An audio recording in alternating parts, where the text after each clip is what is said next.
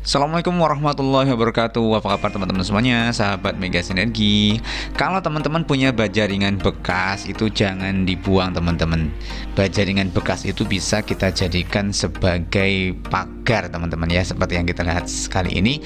Jadi ini adalah pagar pengaman untuk interior masjid yang terbuat dari baja ringan bekas. Jadi tadinya masjid ini menggunakan atap dari rangka baja ringan ini, terus kemudian dilakukan renovasi dan rangka atap baja ringannya dicopot dan tidak digunakan lagi. Nah, oleh pengurus ini sangat kreatif sekali teman-teman. Jadi dirapatkan terus kemudian diputuskan dari hasil rapat itu sisa-sisa dari baja ringan itu digunakan untuk membuat pagar. Jadi pagarnya seperti itu ya.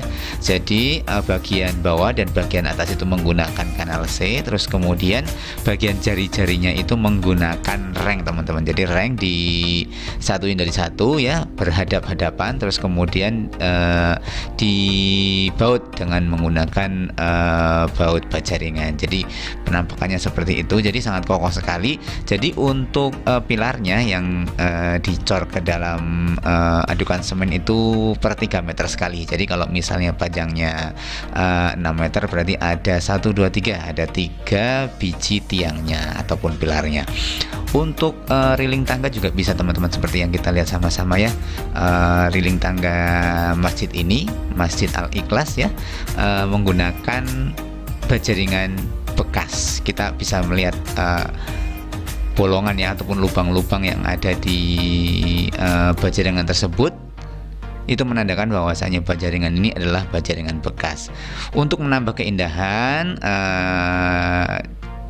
dilakukan pengecatan, dan catnya adalah yang dipilih oleh panitia pembangunan masjid adalah warna hijau seperti yang kita lihat sama-sama.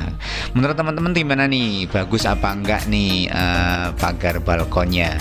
Kalau misalnya bagus, bisa teman-teman bisa komen. Kalaupun kurang bagus juga teman-teman bisa komen apa saran dan masukannya agar kedepannya kita bisa lebih baik lagi dalam menggunakan sisa-sisa dari baja ringan ini. Oke, semoga video ini bermanfaat. Sampai jumpa di video berikutnya ya. Wassalamualaikum warahmatullahi wabarakatuh.